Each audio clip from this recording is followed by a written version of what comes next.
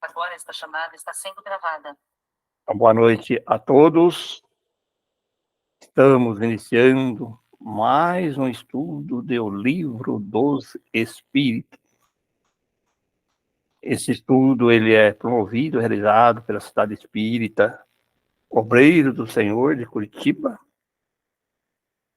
E sempre gostamos de ressaltar, porque muitas pessoas, nós temos sempre relato disso, que muitas pessoas às vezes buscando lá no canal do YouTube, as pessoas que gostam do tema, encontram nossos vídeos no canal do YouTube e se interessam. Então, para essas pessoas que às vezes entram ali esporadicamente, encontram esse estudo, que ela pode, esse estudo é transmitido ao vivo, às sextas-feiras, aqui direto em Curitiba, e ela pode participar do nosso grupo de WhatsApp, onde ela pode fazer os comentários ali e receber um link para participar ao vivo. Lá é só acessar o nosso site, que é www.obreirodosenhor.org.br, e lá você encontrará todas as orientações para você entrar no nosso grupo, como também terá acesso ali para assistir os outros vídeos anteriores, né? Bem como também o estudo da Revista Espírita e uma gama bastante grande de estudos ali para aquelas pessoas que gostam de estudar o Espiritismo. E também tem o nosso canal de YouTube, que é lá o YouTube, @CEOS Curitiba, que também você encontrará todos esses vídeos. Então, nós estamos no nosso estudo 40, nós estamos na parte quarta do Livro dos Espíritos, né? Que fala, a parte quarta, nós fala das esperanças e consolações, né? Já é o último livro, né? A última parte do Livro dos Espíritos. E hoje nós vamos dar início, né, no estudo no capítulo 2. E no capítulo 2 nós vamos falar hoje das penas e gozos futuros, né? Então vamos ver um pouquinho aqui de o nada e a vida futura, a intuição das penas e gozos futuro, intervenção de Deus nas penas e recompensas, natureza das penas e gozos futuros, penas temporais, expiação, arrependimento, duração das penas futuras, ressurreição da carne, paraíso, inferno e purgatório. Vamos ver alguma parte desse estudo, é meio longo, então uma parte vai ficar para o próximo estudo. Então, no primeiro tópico, né, nós colocamos ali, o nada, vida futura. E o Kardec pergunta na questão 958, por que tem o homem instintivamente horror ao nada? A resposta, porque o nada não existe. E na 959, donde nasce para o homem o sentimento instintivo da vida futura? Já temos dito, antes de encarnar, o espírito conhecia todas essas coisas e a alma conserva uma vaga lembrança do que sabe e do que viu no estado espiritual. Está lá na 393, né? Ele sempre coloca a referência de onde que ele aprofundou esse estudo, né? Essa questão. E aí o Kardec faz aquele comentário sempre que ele faz, né, sobre essas questões, né? Então, esse aqui é o comentário de Kardec. Em todos os tempos, o homem se preocupou com o seu futuro, para lá do túmulo. E isso é muito natural. Qualquer que seja a importância que ligue a vida presente, não pode ele furtar-se a considerar quanto essa vida é curta e, sobretudo, precária, pois que a cada instante está sujeita a interromper-se, nenhuma certeza lhe sendo permitida acerca do dia seguinte. O que será dele após o instante fatal? Questão grave esta, porquanto não se trata de alguns anos apenas, mas da eternidade. Aquele que tem de passar longo tempo país estrangeiro, se preocupa com a situação em que lá se achará. Como então não nos havia de preocupar, ou em que nos veremos deixando deste mundo, uma vez que é para sempre? Pergunta. A ideia do nada tem qualquer coisa que repugna a razão. O homem que mais despreocupado seja durante a vida, em chegado ao momento supremo, pergunta a si mesmo: o que vai ser dele? E, sem o querer, espera. Crer em Deus, sem admitir a vida futura, fora um contrassenso. O sentimento de uma existência melhor reside no fórum íntimo de todos os homens e não é possível que Deus aí a tenha colocado em vão. A vida futura implica a conservação da nossa individualidade após a morte. Com efeito, que nos importaria sobreviver ao corpo se a nossa essência moral houvesse de perder-se no oceano do infinito? As consequências para nós seriam a mesma que tivéssemos de nos sumir no nada. Inclusive, nós foram debatidos lá nos estudos capítulos anteriores ali, agora eu não lembro agora, nas outras partes lá, sobre essa questão, né? Sobre a questão aí da vida futura, né? Bem interessante isso. E aí o Kardec continua nesse tema, agora no outro item, intuição das penas e gozos futuros, na 960. Onde se origina a crença com que deparamos entre todos os povos na existência de penas e recompensas por vindouras? É sempre a mesma coisa. Pressentimento da realidade trazido ao homem pelo espírito nele encarnado. Porque sabei-o bem, não é debalde que uma voz interior vos fala. O vosso erro consiste em não lhe prestardes bastante atenção. Melhores vos tornaríeis se nisso pensasseis muito e muitas vezes. Profunda essa resposta, né, gente?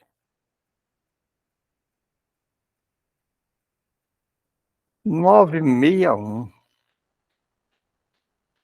Qual o sentimento que domina a maioria dos homens no momento da morte? A dúvida, o terror ou a esperança? A resposta: a dúvida nos céticos empedernidos, o temor nos culpados, a esperança nos homens de bem. 962. Como pode haver céticos, uma vez que a alma traz ao homem o sentimento das coisas espirituais? Eles são em número muito menor do que se julga. Muitos se fazem de espíritos fortes durante a vida, somente por orgulho. No momento da morte, porém, deixam de ser tão fanfarrões.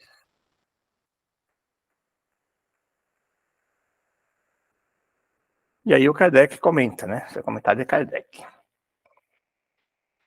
A responsabilidade dos nossos atos é a consequência da realidade da vida futura. Dizem-nos a razão e a justiça que não partilha da felicidade a que todos aspiram. Não pode estar confundidos os bons e os maus.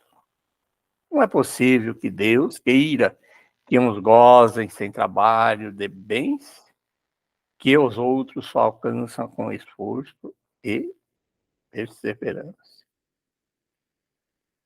A ideia que, mediante a teoria de suas leis, Deus nos dá de sua injustiça e de sua bondade. Não nos permite acreditar que o justo e o mal estejam na mesma categoria a seus olhos, nem duvidar de que recebam algum dia a recompensa, o castigo, ou outro pelo bem ou pelo mal que tenham feito. Por isso é que o sentimento inato que temos da justiça nos dá a intuição das penas e recompensas futuras, né?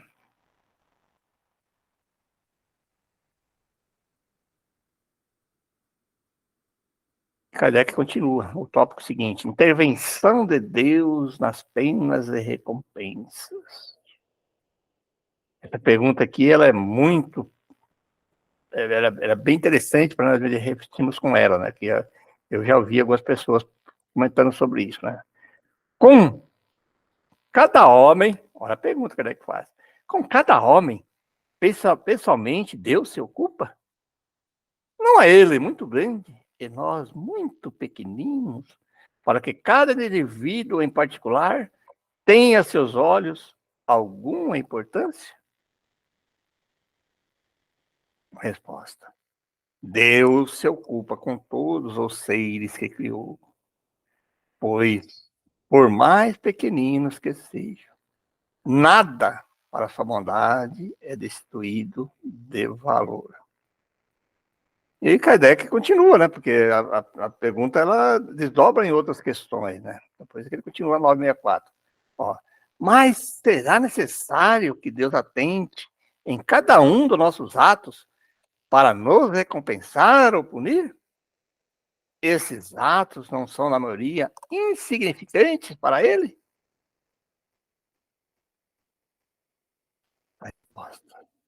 Deus tem suas leis a regerem todas as vossas ações. Se as violais, vossa é a culpa. Indubitavelmente, quando um homem comete um excesso qualquer, Deus não profere contra ele um julgamento, dizendo-lhe, por exemplo, fosse guloso, vou punir-te. Ele traçou um limite. As enfermidades e muitas vezes a morte são a consequência dos excessos. Eis a punição. É o resultado da infração da lei. Assim em tudo. Essa resposta é muito interessante e ela é bem lógica, né? Por isso que nós temos que entender sempre na pergunta número 1, né? O que é Deus, né? Inteligência suprema, causa primária de tudo e tudo. Então, se nós não podemos julgar Deus como aquele interventor, como castigando, não. É que existe a lei, é que no nosso organismo, se nós comemos um alimento em excesso, que ele coloca ali, vai nos purificar, mas não é porque o alimento, é porque existe uma questão do nosso organismo que rejeita. E assim é para questões morais também, né? Então não precisa Deus intervir individualmente cada um, né? E aí o Kardec faz o comentário, que é bem interessante. Olha aí, ó. Todas as nossas ações estão submetidas às leis de Deus. Nenhuma há, por mais insignificante que nos pareça, que não possa ser uma violação daquela lei. Se sofremos as consequências dessa violação, só nos devemos queixar de nós mesmos, que desse modo nos fazemos os causadores da nossa felicidade ou da nossa infelicidade futuras. Esta verdade se torna evidente por meio do apólogo seguinte, entre aspas. Um pai deu a seu filho educação e instrução, isto é, os meios de se guiar. Cede-lhe um campo para que cultive, ele diz: aqui estão as regras que deve seguir, e todos os instrumentos necessários a tornares fértil este campo e assegurares a tua existência. Dei-te a instrução para compreenderes esta regra. Se a seguires, teu campo produzirá muito e te proporcionará o repouso na velhice. Se a desprezares, nada produzirá e morrerás de fome. Dito isso, deixa-o proceder livremente. Aí o Kardec continua. Não é verdade que esse campo produzirá na razão dos cuidados que forem dispensados à sua cultura? E que toda negligência redundará em prejuízo da colheita? Na velhice, portanto, o filho será ditoso ou desgraçado, conforme haja seguido ou não a regra que seu pai lhe traçou. Deus ainda é mais previdente, pois que nos adverte a cada instante de que estamos fazendo bem ou mal. Envia-nos os espíritos para nos inspirarem, porém não os escutamos. Há mais esta diferença. Deus faculta sempre ao homem, concedendo-lhes novas existências, recursos para reparar seus erros passados. Enquanto ao filho de quem falamos, se empregou mal o seu tempo, nenhum recurso resta. Profundo, né? Para a gente estudar isso aí. Natureza das penas e gozos futuros é outro tópico, né? 965. Tem alguma coisa de material, as penas e gozos da alma depois da morte? Não pode ser materiais, dirou o bom senso, pois que a alma não é matéria. Nada tem de carnal essas penas e esses gozos. Entretanto, são 1000 vezes mais vivos do que o que experimentais na terra, porque o espírito, uma vez liberto, é mais impressionável. Então já a matéria não lhe embota sensações. Está lá na 237 a 257, essa questão, né? Na 966. Por que das penas e gozos da vida futura faz o homem, às vezes, tão grosseira e absurda ideia? A inteligência que ainda se não desenvolveu bastante. Compreende a criança as coisas como adulto? Isso, ademais, depende também do que se lhe ensinou. Aí é que há necessidade de uma reforma. Muitíssimo incompleto é a vossa linguagem para exprimir o que está fora de vós. Teve-se então que recorrer às comparações e tomastes como realidades as imagens e figuras que serviram para essas comparações. À medida, porém, que o homem se instruiu melhor, vai compreendendo que a sua linguagem não pode exprimir. Algumas religiões aí criando aí os céus, aqueles região de descanso, só de ouvindo pessoas cantando harpas e anjos, e outra do inferno, né, cheio de fogo, por aí vai, foram criados. Né? 967. Em que consiste a felicidade dos bons espíritos? Em conhecerem todas as coisas, e não sentirem ódio, nem ciúme, nem inveja, nem ambição, nem qualquer das paixões que ocasionam a desgraça dos homens. O amor que os une lhes é fonte da suprema felicidade. Não experimentam a necessidade, nem os sofrimentos, nem as angústias da vida material. São felizes pelo bem que fazem. Contudo, a felicidade dos espíritos é proporcional à elevação de cada um. Somente os puros espíritos gozam, é exato, da felicidade suprema, mas nem todos os outros são infelizes.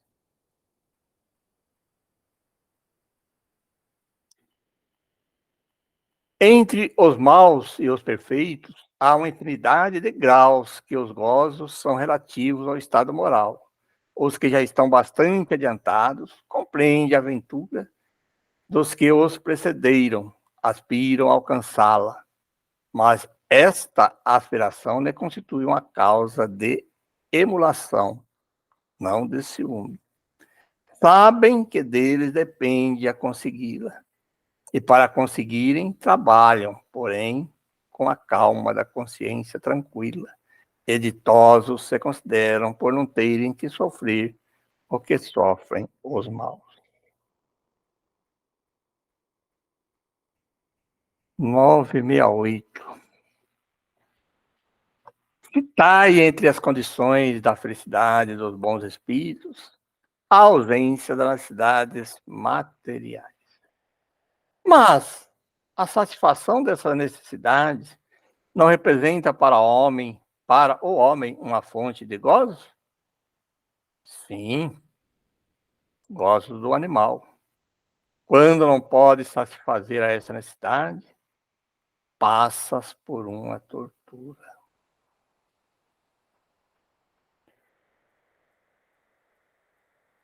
969. O que se deve entender quando é dito que os espíritos puros se acham reunidos no seio de Deus e ocupados em lhe entoar louvores?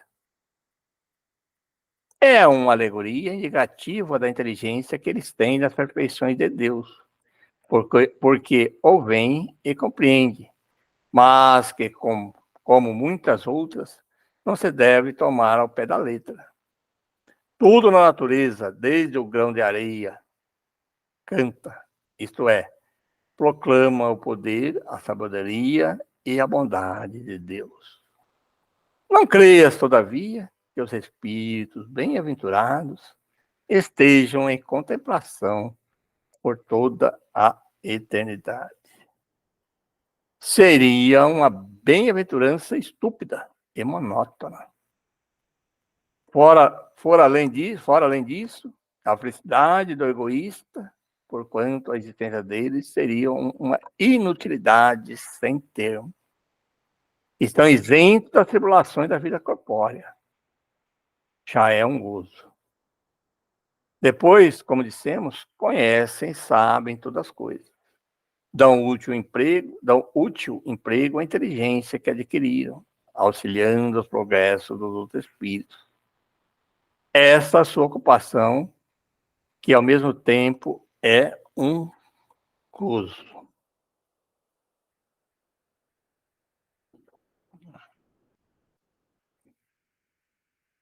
970. Em que consistem o sofrimento dos espíritos inferiores? São tão variados como as causas que os determinam e proporcionados ao grau da inferioridade, como os gozos ou são ao da superioridade. Pode-se resumir assim: invejarem o que lhes falta para ser felizes e não obterem. Verem a felicidade e não na poderem alcançar. Pesar, ciúme, raiva, desespero, motivados pelo que os impedem de ser ditosos. Remorsos, ansiedade moral indefinível. Desejam todos os gozos e não podem satisfazer. Eis o que os tortura. 971.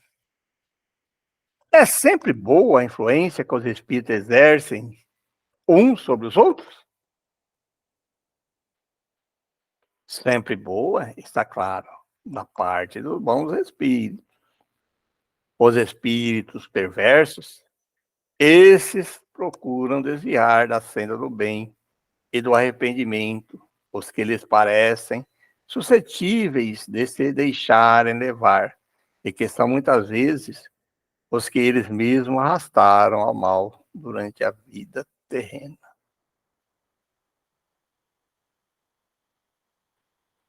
E é um item A, né? Que o Kardec faz sobre aquela pergunta. Assim, a morte não os livra da tentação. Não, mas a ação dos maus espíritos é sempre menor sobre os outros espíritos do que sobre os homens, porque lhe falta ao auxílio das paixões materiais.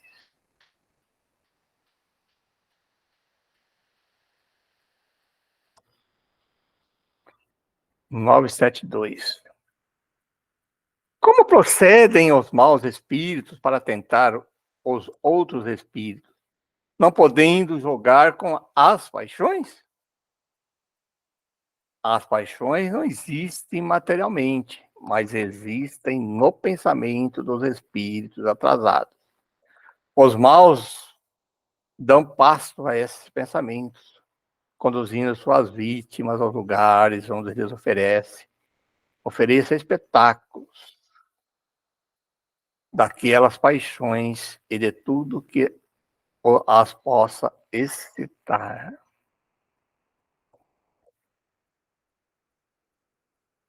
Um item A dessa pergunta. Mas de que servem essas paixões se já não têm objeto real? Nisso, precisamente, é que eles está o suplício. O avarento vê ouro, que ele não é dado possuir. O devasso, orgias, que não pode tomar parte. O orgulhoso, honras, que lhe causam inveja, e de que não pode gozar.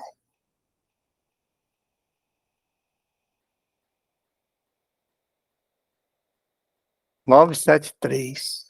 Quais os sofrimentos maiores que os espíritos maus se veem sujeitos? Não há descrição possível das torturas morais que constituem a punição de certos crimes. Mesmo que a sofre, teria dificuldade em vos dar delas uma ideia. Indubitavelmente, porém, a mais horrível consiste em pensarem que estão condenados sem remissão. Você sabe que essa questão aqui é bem interessante. Nós que trabalhamos em grupo mediúnico, principalmente grupo de desobsessão, às vezes a gente percebe bem isso, aqueles espíritos, principalmente aqueles outros que dominam, porque eles acham que, para ele, acha que não tem mais jeito, ele está ali, está submisso àquilo ali, que o que ele fez é tão terrível que não tem retorno, né?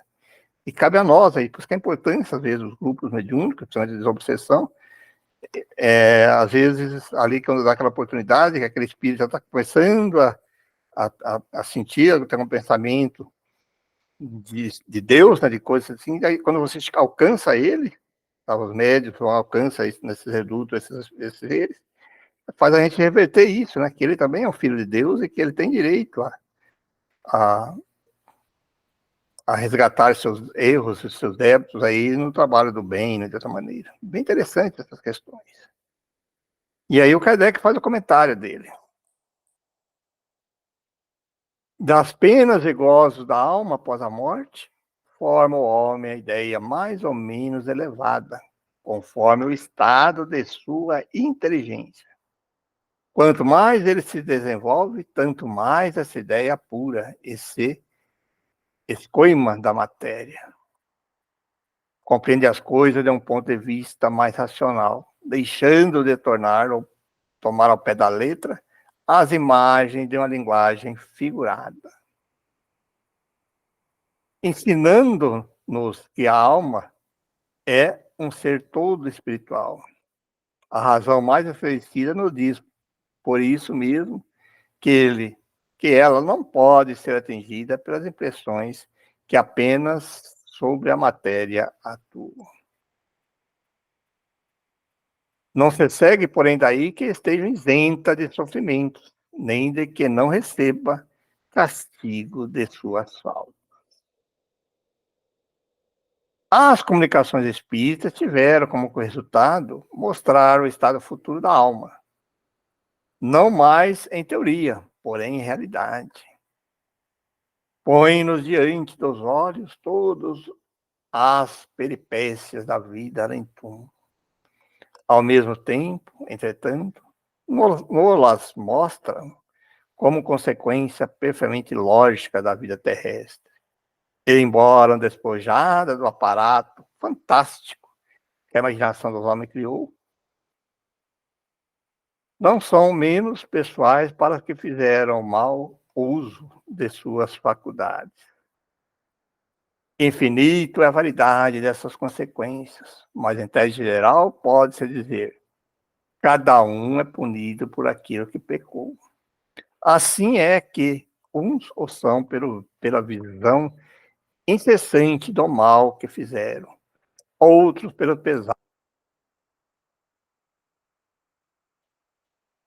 pesar, pelo temor, pela vergonha, pela dúvida, pelo isolamento, pelas trevas, pela separação de entes queridos que são caros, etc. Então, ele coloca sobre essas questões aí de comunicação, é uma coisa assim que a gente defende bastante, né?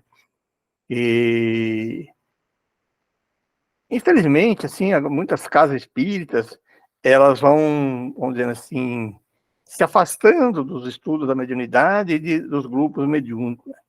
Eu, na minha opinião, as casas espíritas têm que ter essa comunicabilidade que ele fala. É porque aqui dentro, a gente faz parte já há 15 anos trabalhando dentro de grupos mediúnicos, e vários grupos mediúnicos. Então, quando ele está colocando isso, a gente vai ouvindo os espíritos falar com esse médio, com outro médio, determinado médio, e a gente vai criando essa certeza que ele está falando. Para nós, as coisas são muito mais claras por causa disso. E aí a importância que a gente sempre coloca das casas espíritas incentivarem os grupos mediúnicos, se estudarem, prepararem, para... É a única maneira que eles vão aprender, vamos conhecer o mundo espiritual, né? E na 974, donde procede a doutrina do fogo eterno? Imagem semelhante a tantas outras tomada como a realidade. E tem a pergunta A. Mas o temor desse fogo não produzirá bom resultado? Vede se serve de freio, mesmo entre os que o ensinam.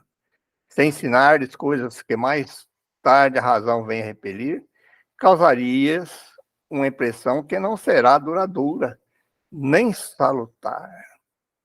Eu tenho uma colocação assim, que às vezes a pessoa às vezes que está cometendo vários erros, que ele é condenado, né? Às vezes ele é condenado ao, você está condenado ao fogo eterno, tal.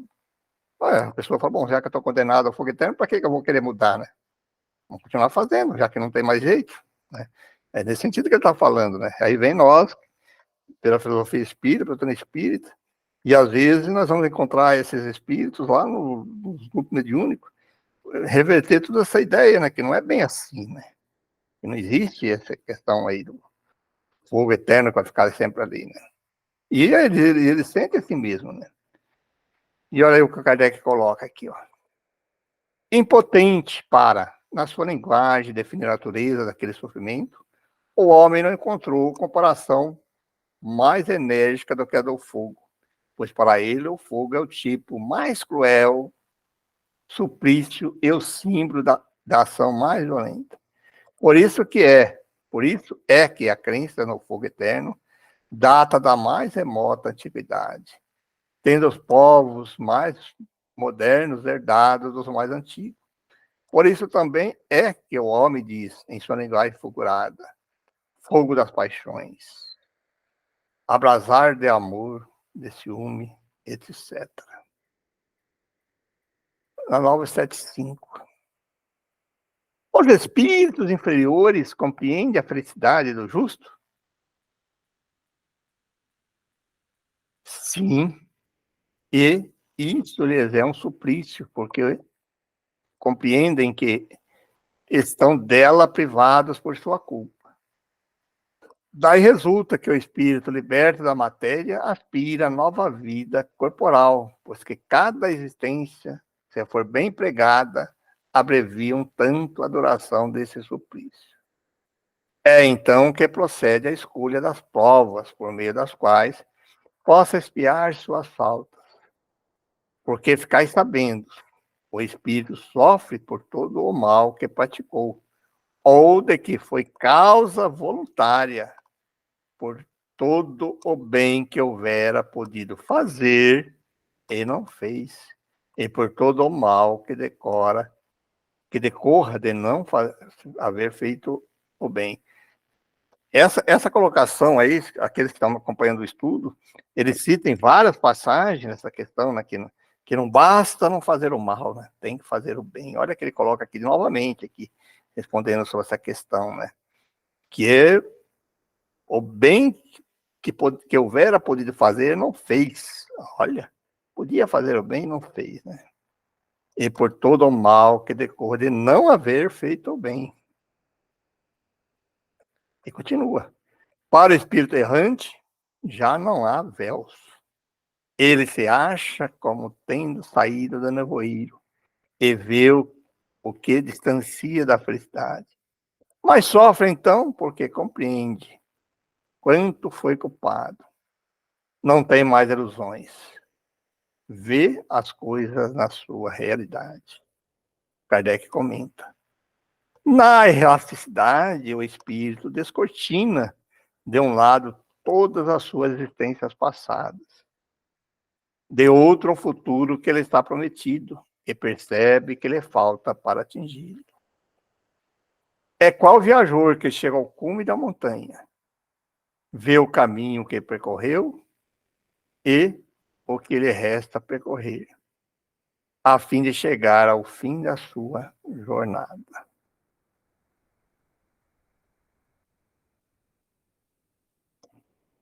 976. O espetáculo do sofrimento dos espíritos inferiores não constitui para os bons uma causa de aflição? E, nesse caso, que fica sendo a felicidade deles se é assim turbada? Não constitui motivo de aflição, pois que sabem que o mal terá fim. Auxiliam os outros a se melhorarem, ele estende as mãos. Essa é a ocupação deles, ocupação que lhes proporciona gozo quando são bem-sucedidos. E o Kardec faz uma pergunta sobre essa questão. Isso se concede da parte de espíritos estranhos ou indiferentes, mas o espetáculo das tristezas e do sofrimento daqueles a quem amaram na terra não lhes perturba a felicidade? Se não vissem esse sofrimento, é que eles vos seriam estranhos depois da morte. Ora, a religião vos diz que as almas vos veem, mas eles consideram de outro ponto de vista os vossos sofrimentos. Sabem que estes são úteis ao vosso progresso, e os suportardes com resignação. Aflige-se, portanto, muito mais com a falta de ânimo que vos retarda, do que com os sofrimentos considerados em si mesmo todos passageiros. 977. Não podendo os espíritos ocultar reciprocamente seus pensamentos, e sendo conhecidos todos os atos da vida, dever-se-á deduzir que o culpado está perpetuamente em presença de sua vítima? Não pode ser de outro modo, dilo o bom senso. Item A. Será um castigo para o culpado esta divulgação de todos os nossos atos reprováveis e a presença constante dos que deles foram vítimas? Maior do que se pensa, mas tão somente até que o culpado tenha expiado as suas faltas, quer como espírito, quer como homem, em novas existências corpóreas.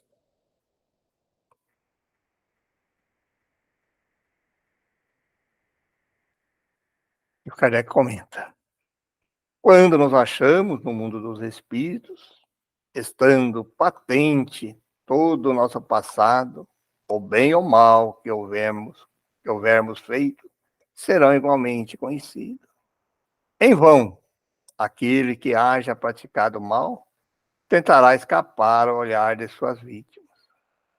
A presença inevitável destas lhe será um castigo e um remorso incessante, até que haja expiado seus erros, ao passo que o homem de bem, por toda parte, só encontra olhares amigos e benevolentes. Para o mal, não há maior tormento na terra do que a presença de suas vítimas, razão pela qual as evita continuamente. Que será quando, dissipada a ilusão das paixões, compreender o mal que fez vir patenteados os seus atos mais secretos, desmascarada a sua hipocrisia, e não poder subtrair-se à visão delas? Enquanto a alma do homem perverso é presa da vergonha, do pesar e do remorso, o do justo goza perfeitamente serenidade. 978. As lembranças das faltas que a alma, quando imperfeita, tenha cometido, não lhe turba a felicidade, mesmo depois de haver purificado? Não, porque resgatou suas faltas e sai vitoriosa das provas que submeteram para esse fim. 979. Não serão para a alma causa de penosa apreensão que lhes altera a felicidade, as provas porque ainda tenha de passar para acabar a sua purificação? Para a alma ainda maculada, não. Daí vem que ela não pode gozar da felicidade perfeita, senão quando esteja completamente pura. Para aquela, porém, que já se elevou, nada tem de penoso o pensar nas provas que ainda haja de sofrer. Kardec comenta. Goza da felicidade a alma que chegou a um certo grau de pureza. Domina um sentimento de grata satisfação. Sente-se feliz por tudo que vê, por tudo que a acerta. Levanta-se-lhe o véu que encobria os mistérios e as maravilhas da criação, e as perfeições divinas em todo o esplendor lhe aparece. 980. O laço de simpatia que une os espíritos da mesma ordem constitui para eles uma fonte de felicidade? Os espíritos entre os quais há recíproca simpatia para o bem encontram na sua união um dos maiores gozos, visto que não receio vê-la turbada pelo egoísmo. Formam no mundo inteiramente espiritual famílias pela identidade de sentimento, constituindo nisso a felicidade espiritual. Do mesmo modo que no vosso mundo, vos grupais em categorias e experimentais certo prazer quando vos achais reunidos. Na afeição pura e sincera que cada um vota aos outros, e de que é, para sua vez, objeto, tem eles um manancial da felicidade, porquanto lá não há falsos amigos, nem hipócritas.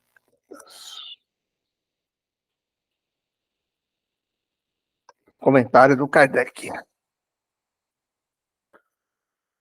Das primícias dessa felicidade goza o homem na terra, quando se lhe deparam almas com as quais pode confundir-se numa união pura e santa. Em uma vida mais purificada, inefável e ilimitado, será esse gozo, pois aí ele só encontrará almas simpáticas, que o egoísmo não tornará frios. Porque na natureza tudo é amor. O egoísmo é que o mata. 981. Com relação ao estado do futuro com relação ao estado futuro do espírito, haverá diferença entre um que em vida teme a morte e outro que encara com indiferença e mesmo com alegria? Muito grande pode ser a diferença. Entretanto, apaga-se com frequência em face das causas determinantes desse temor ou desse desejo. Quer a tema, quer a deseje, pode o homem ser propelido por sentimentos muito diversos, e são esses sentimentos que influem o estado do espírito. É evidente, por exemplo, que naquele que deseja a morte unicamente porque vê nela o termo de suas tribulações, há uma espécie de queixa contra a providência e contra as provas que eles cumprem suportar, né? 982. Será necessário que professemos o Espiritismo e creiamos nas manifestações espíritas para termos assegurada a nossa sorte na vida futura? Olha que pergunta, hein, gente? E olha a resposta. Se assim fosse, seguir-se-ia que estariam deserdados todos os que não creem, ou que não tiverem o ensejo de esclarecer-se, o que seria absurdo. Só o bem assegura a sorte futura. Ora, o bem é sempre o bem, qualquer que seja o caminho que ela conduza. Como é que é? O princípio do Espiritismo, fora da causalidade da salvação, né? Não é fora do Espírito, não é dentro do Espiritismo, né? Não é. E aí o Kardec comenta: a crença no Espiritismo ajuda o homem a se melhorar, firmando-lhe as ideias sobre certos pontos do futuro. Apressa o adiantamento dos indivíduos e das massas, porque faculta-nos inteiremos do que seremos um dia. É um ponto de apoio, uma luz que nos guia. O Espiritismo ensina o homem a suportar as provas com paciência e resignação. Afasta-os dos atos que possam retardar-lhe a felicidade. Mas ninguém diz que, sem ele, não possa ela ser conseguida. Então aí, gente, o tema que nós tínhamos preparado para hoje, como eu disse, você é um tema bem longo. Na semana que vem nós continuaremos de novo no próximo estudo. Vamos falar sobre as penas temporais. E a pergunta 983, não experimentais sofrimentos materiais, o espírito que expia suas faltas em nova existência? Será então exato de se dizer que depois da morte só há para a alma sofrimentos morais? Vamos ter essa resposta no próximo estudo, na próxima semana, né, gente? Bom, gente, era isso que eu tinha preparado. Então agora fica aberto aí as pessoas que quiserem fazer os questionamentos. Quem quiser resposta, pode falar, Fabrício. É só um comentáriozinho, assim, essa última questão, né, traz para a gente que o Espiritismo é o consolador, né, não o salvador. Era só isso. Perfeita a tua colocação. Temos que entender assim mesmo, né? É que nem as pessoas dizem assim, Cristo me salvou, ou Cristo te salva, né? Cristo te salva. Não, peraí, o Cristo em si não salva ninguém. Agora, os ensinamentos, né? Aí é que tá. Se você seguir os ensinamentos cristãos, aí sim você conseguirá a evolução. A mesma coisa que você falou correto da filosofia espírita.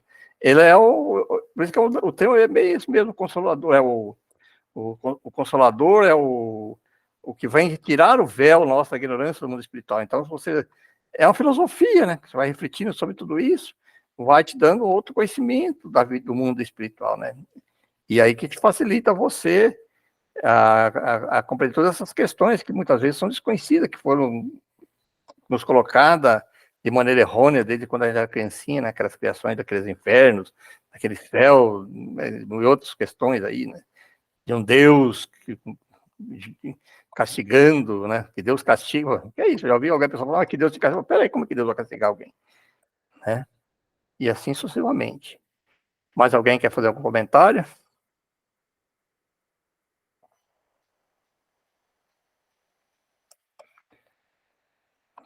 Tá aí, gente. A importância de nós estudarmos nessa obra, né? O livro dos Espíritos, às vezes a gente lê, a gente vai lendo, mas às vezes quando a gente lê sozinho, eu já li várias vezes o livro dos Espíritos, mas quando a gente lê sozinha, parece que a gente não assimila algumas questões, parece que dessa maneira vai facilitando a gente estudar e depois voltar a gente reler de novamente o livro dos Espíritos, né? Refletir sobre essas questões, né, gente? Bom, se ninguém mais tem comentário, quem gostaria de fazer a nossa prece final? Boa noite, seu Pereira. Boa noite. Boa noite a todos. Eu faço. Nossa. Primeiramente, elevar os nossos pensamentos, nos tranquilizar, agradecer ao nosso Deus, ao nosso Senhor Jesus, nosso Mestre, aos nossos mentores, a toda a espiritualidade amiga que está sempre presente para nos ajudar. Agradecer por mais esta noite de estudos, que todos possam ter tranquilidade e paz e muito amor no seu coração e esclarecimentos. Que o Senhor Jesus esteja com todos vocês. Uma boa noite a todos e um bom final de semana. Que assim seja. Que assim seja. Então, boa noite a todos. Até a Obrigado. próxima. Até a próxima semana. Obrigado, boa noite a todos.